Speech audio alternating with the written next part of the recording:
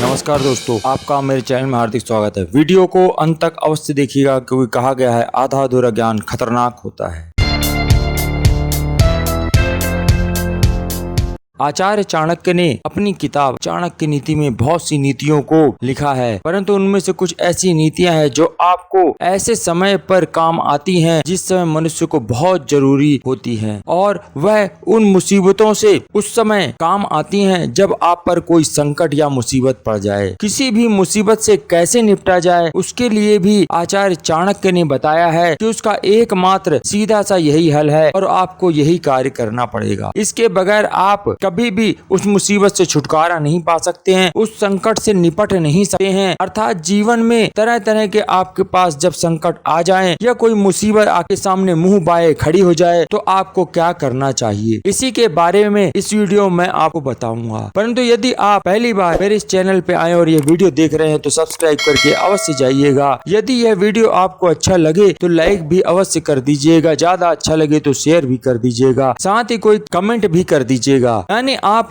कुछ न कुछ अवश्य करके इस वीडियो के बारे में बताइएगा जिससे मैं आपको अच्छे से अच्छा वीडियो बना करके अपलोड कर सकूं। तो फिर आगे चलते हैं कि मुसीबत या संकट के समय मनुष्य को क्या करना चाहिए, संकट के कैसे बचा जा सके या उससे उबरा जा सके, या मुसीबत यदि आपके सामने आके खड़ी हो जाए तो उससे निपटा कैसे जाए। तो आचार्य चाणक्य कहते हैं कि यदि आप समझदार या बुद्धिमान पुरुष हैं तो फिर तो आपको अपनी समझदारी से ही काम लेना पड़ेगा कि आप किस तरह से उससे निपटते हैं। लेकिन यह ध्यान रखिए, यदि आप उस परेशानी या संकट से भय के मारे डर रहे हैं और आपको कोई उपाय समझ नहीं आ रहा है तो आपको तब तक ही उस भय से डरना चाहिए जब तक कि वह भय आपके सामने आके खड़ा नहीं हो जाता है। यानी जब आपके सामने कोई संकट आ जाए और एकदम उससे लगे कि अब इससे बचा नहीं जा सकता है तो उससे निपटने में ही समझदारी होती है। वो कहते हैं अगर एक बार भय सामने जब आ ही जाए तो उसका तो मुकाबला करना ही श्रेयस्कर ही होता है। आपको अंततः उसका मुकाबला करना ही पड़ेगा। भय के सामने आ जाने पर संकित होना अथवा उसकी शक्ति से डर कर छिपने की कोशिश कभी नहीं करनी चाहिए। यह किसी समझदार व्यक्ति का काम नहीं होता है और ना ही कोई बुद्धिमान व्यक्ति ऐसा करता है। जब कभी आपके सामने संकट या मुसीबत आ जाए तो यही सोचना चाहिए कि जो होना है होगा, देखा जाएगा। ऐसा सोचकर उस पर पहल करते हुए ही उस संकट या मुसीबत से निपटा जाता है। अगर आप डर गए और सहम गए तो फिर वह मुसीबत या संकट आप पर हावी हो जाएगी और आप उस मुसीबत संकट से छुटकारा नहीं पाएंगे, आपका जीना दुष्कर हो जाएगा। अतः हमेशा कभी कोई मुसीबत या संकट आए तो उससे निपटना ही समझदार व्यक्ति का काम होता है। अतः अपनी समझदारी दिखाइए और मुसीबतों से छुटकारा पाने का कोई ना कोई उपाय अवश्य ढूंढिए। वो कहते हैं कि मुसीबतों से छुटकारा पाने का एकमात्र उपाय होता है डट कर उसका मुकाबला करना। वह कहते हैं अंततः आपको अपने आत्मविश्वास और साहस का परिचय देते हुए उस मुसीबत व संकट का सामना करना चाहिए, तभी ही आप आसानी से उस संकट से निपट सकते हैं। वरना दुनिया में कोई भी ऐसा उपाय नहीं है कि जो आपको उस मुसीबत से छुटकारा दिला सके। अतः अपने आत्मविश्वास को जागृत रखिए और साहस को मजबूत रखिए, तभी आप उससे छुटकारा पा सकते हैं। उदाहरण स्वरूप मैं आपको एक घटना भी बताता हूँ। यह घटना विवेकानंद जी से संबंधित है। जब एक बार विवेकानंद जी रास्ते में जा रहे थे तो उन्होंने देखा बहुत सारे बंदरों के झुंड रास्ते में उस रास्ते को घेर के बैठे हुए हैं और विवेकानंद जी को उस रास्ते से पार करके जाना था। तो विवेकानंद जी ने सोचा कि अब ये बंदर हैं, इनको मैं कैसे समझाऊं, मनुष्य हूं तो उसे बोल दूं कि रास्ता छोड़ दो तो छोड़ देगा, परंतु यह तो जानवर हैं, इनसे कैसे निपटा जाए, क्योंकि बंदर तो तुरंत ही झपट्टा मारता है, यह आप लोग सभी जानते हैं। उन्होंने यही सोचा कि चलो अब मैं इन बंदरों से निपटता हूँ, इनको रास्ते से हटाता हूँ। तो उन्होंने साहस जुटाया, मुट्ठी भींची और उन्हें हटाते हुए आगे बढ़ने लग गए। तो अंततः विवेकानंद जी का आत्मविश्वास और साहस ही काम आया